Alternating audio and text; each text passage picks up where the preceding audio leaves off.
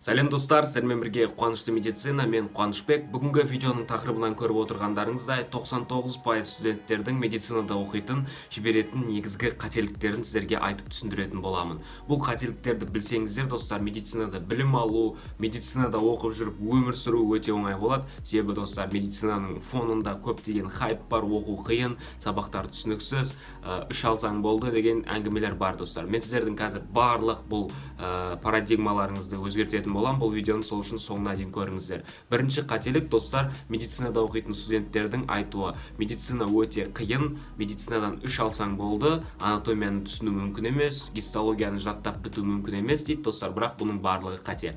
Медицинада оқу қиын емес, күрделі десем болады, достар. Қиын деген о тауға шығу қиын, Эверест шыңына шығу қиын, немесе шахтаға түсіп 1000 метр төменге жұмыс істеу қиын. Ал медицинада сабақ оқу олай қиын емес.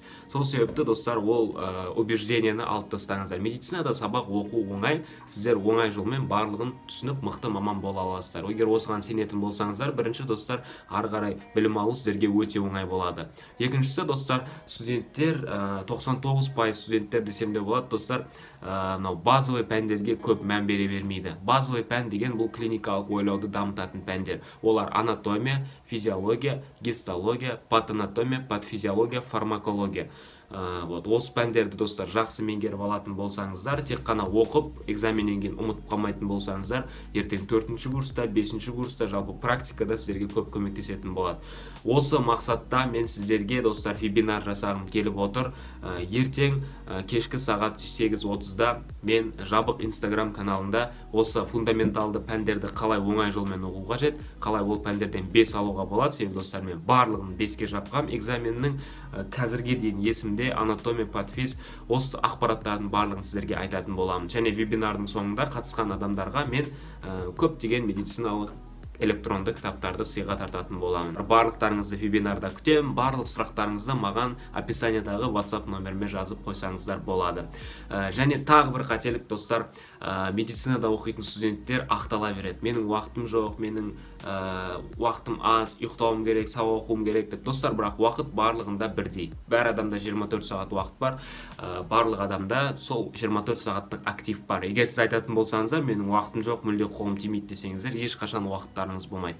Сіздер күн сайын 1 сағат, 2 сағат өзіңізге арнауларыңыз қажет, достар. Хоббиіңізға, мысалы, менің хоббиім, мысалы, қазір блог түсіру, бұл менің сүйікті ісім. Сіздер де өздеріңіздің сүйікті істеріңізді табатын болсаңыздар, өздеріңізге керемет болады. Спортпен айналысу, сурет салу, билеу, ән айту, осы сияқты өзіңіздің жақсы көретін ісіңізді тауып, немесе бұрын мектепте бар істеріңізді естеріңізге түсіріп, барлығын жасауларыңыз қажет, достар.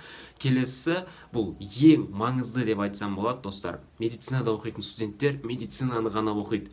Бірақ бұл қате, достар. Медицинада оқитын болсаңыздар, сіздер әртүрлі салаларды білулеріңіз қажет, кітаптарды оқуларыңыз қажет. Біріншісі, бұл коммуникация. Коммуникативті дағдыларыңызды дамыта алмайтын болсаңыздар, қаншама білімді болсаңыздар да, ертең пациенттің алдында сіздер біліміңізді 100% көрсете алмай қалуларыңыз мүмкін. Сол үшін коммуникацияға байланысты кітаптарды оқыңыздар. Оның барлығын, достар, мен сіздерде вебинарда айтатын болам, қандай кітаптар оқу қажет.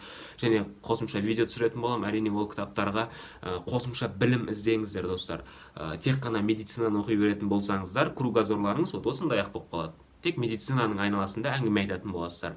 Бірақ өмір деген керемет, күн сайын бір адаммен танысасыз, оның барлығы медик емес, достар. Сол себепті әр салада білімдеріңіз болса, хотя базовый сіздерге күшті болады.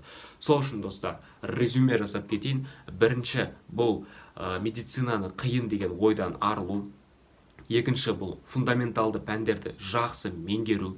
Үшіншісі, достар, бұл уақытты тиімді пайдаланып, өзіңнің жақсы көретін бір ісіңмен медицинада айналысу, плюс сабаққа плюс.